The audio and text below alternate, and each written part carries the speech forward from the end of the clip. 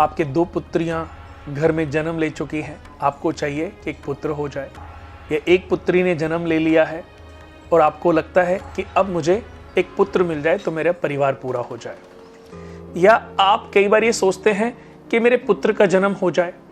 जब दोस्तों आप ऐसा सोचते हो तो आप अपनी जन्म कुंडली में कई ऐसे पापों को जन्म दे देते हो जो आने वाले समय में आपके लिए बहुत बड़े दुखों का कारण बन सकती है।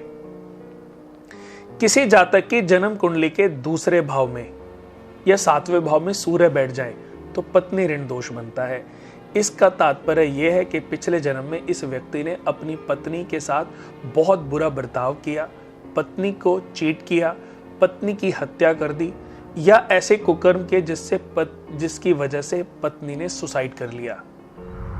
तो अगर ऐसी पोजीशन आपकी कुंडली में, सूर्य आपकी कुंडली के 2nd हाउस में, 7th हाउस में बैठे हैं, तो उन्हीं का प्रायश्चित करने के लिए आपका जन्म हुआ है। किसी गौशाला में जाएं, 100 गायों को चारा खिलाएं, पत्नी की सेवा करें, उसकी केयर करें। सुबह उठते ही, महीने के 5 दिन सुबह उठते ही पत्नी को बिस्तर पर ही चाय अपने हाथ से पिलाना आरंभ कर दें। सिर्फ इसको 5 दिन करें। अगर आपको लगता है कि मेरी जिंदगी बदलती जा रही है, इसको पूरे महीने करें। जिस व्यक्ति ने अपनी पत्नी को इज्जत दी, मान सम्मान दिया, उसको टेक केयर किया, उस व्यक्ति के ऊपर महालक्ष्मी की कृपा होती है, मां भगवती की कृपा होती है, मां सरस्वती की कृपा होती है। यही सूर्य जब किसी जातक की जन्म कुंडली के 10th या एकादश भाव में बैठते हैं तो जालिमाना ऋण दोष बनता है। आपने सुना होगा कि मैं मेहनत करता हूं, मुझे फल नहीं मिलता। ये सुना है आपने कि नहीं सुना? मेहनत निरंतर हो रही है लेकिन फल आपकी मेहनत अकॉर्डिंग आपको नहीं मिल रहा है। उसकी वजह कहीं सूर्य आपकी कुंडली के 10th भाव में तो विद्यमान नहीं है, या सूर्य आपकी कुंडली के एकादश भाव में तो नहीं है।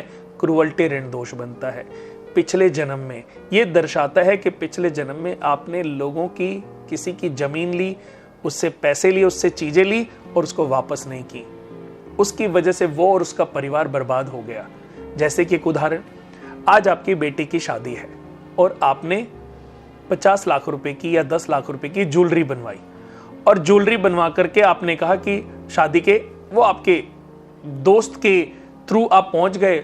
दोस्त ने विश्वास करके आपके, क्योंकि आप उसके पुराने दोस्त थे, उसने आपको उधार दिला दिया। 50 लाख की ज्वेलरी आप घर में ले आए, शादी करी, बेटी आपके अपने घर चली गई। अब आपके दोस्त के पास उस दुकानदार के फोन जाने लग गए, आपने अपने दोस्त के भी फोन उठाने शुरू कर दिए, या आपकी डेथ हो गई। सबसे बुरा हम ये मानते हैं कि डेथ हो गई।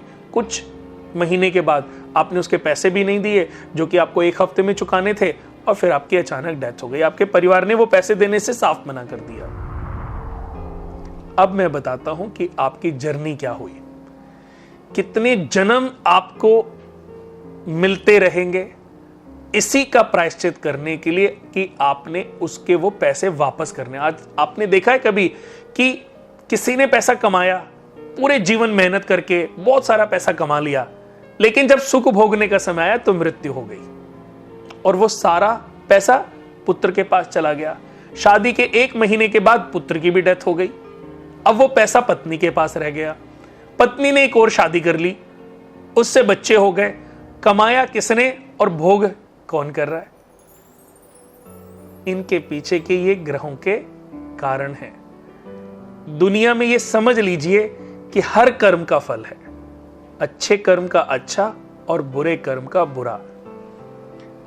बुराइयां तो जाने अनजाने हमसे बहुत हो जाती हैं, पर अच्छा करने का मौका जिस भी रूप में, जिस भी इंसान को जिस भी समय मिले, उसे करने में एक पल की भी देरी नहीं करनी चाहिए। उसके लिए यह विचार नहीं करना चाहिए कि आज रविवार नहीं है तो मैं ब्लाइंड्स लोगों का पालन पोषण क्यों करूं। अगर मौका मिल रहा है, आपके पास कोई ब्लाइंड आदमी आया है और यह सूर्य का सबसे बली उपाय माना गया है और वो शनिवार का दिन है, तो उसके लिए सोच विचार ना करें, आप अपने कर्म का पालन करें। मैंने कहा ना, हर कर्म का फल है, और जो आप कर्म कर रहे हो इसके फल आपको बहुत ही अच्छे रूप से प्राप्त होंगे। तो किसी भी जातक की जन्म कुंडली के 10th या एकादश भाव में जब सूर्य बैठ जाए तो क्रूअल्टी ऋण दोष बनता है। इसका मतलब यह है कि हमने पिछले जन्म में किसी से कोई प्रॉपर्टी, जमीन जायदाद हड़प ली और उसको उसके पैसे वापस नहीं दिए। जब किसी जातक की जन्म कुंडली में ऐसी पोजीशन हो तो उसको अपने वेट के बराबर आटे की गोलियां बनाकर मछलियों को खिलाना चाहिए रविवार के दिन, और महीने में या साल में एक रविवार अपनी बर्थ डेट वाले महीने में 100 लोगों को खाना कम से कम प्रोवाइड करना चाहिए अपने सामर्थ्य अनुसार। ये जरूर करें, ये आपको उस ऋण से मुक्ति दिलाएगा। और जब किसी जातक की जन्म कुंडली में सूर्य 12वें घर में चले जाएं तो अजन्म कृत ऋण दोष बनता है। पुत्र कुंडली में तो योग है, पंडित ने बोला कि आपको पुत्र का सुख है पर मिल नहीं रहा। ऐसे बहुत सारे लोग हैं कि जिनको 8-8 साल, 10-10 साल बाद, 15-15 साल बाद, 20-20 साल बाद बच्चा हुआ है, पुत्र हुआ है। ऐसे बहुत सारे उदाहरण मैं आपको गिना सकता हूं। पर ऐसा क्यों होता है?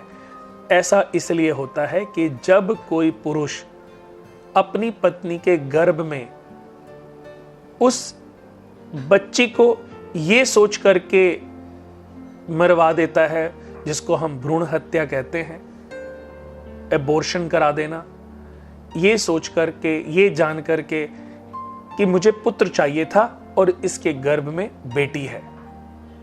जो पुरुष ऐसा करता है उसकी जन्म कुंडली में अजन्म कृत ऋण दोष बनता है। जो अपनी ससुराल से धोखा करता है, जो 7 फेरे लेते समय अपने ससुर को और सास को हाथ जोड़ करके निवेदन करता है, बोलता है कि मैं आपकी पुत्री का ध्यान रखूंगा, और वह इंसान अपने घर में आने के बाद कुछ समय में ही बदल जाता है। उसके मन में पैसे की लालसा जाग जाती है। वो दहेज के लिए अपनी पत्नी का उत्पीड़न करता है, वो दहेज के लिए अपने सास ससुर का, उस कुटुंब का उत्पीड़न करता है। उस जातक की जन्म कुंडली में अजन्म कृत ऋण दोष जन्म ले लेता है। इस जन्म में तो आपकी मृत्यु होनी ही है, लेकिन अब जितनी बार भी आपका जन्म होगा अजन्म कृत ऋण दोष के साथ होगा। और यह जानकारी आपको मिल सकती है, आप अपनी जन्म कुंडली ओपन करें और देखें कि कहीं आपके 12वें भाव में सूर्य विद्यमान तो नहीं है।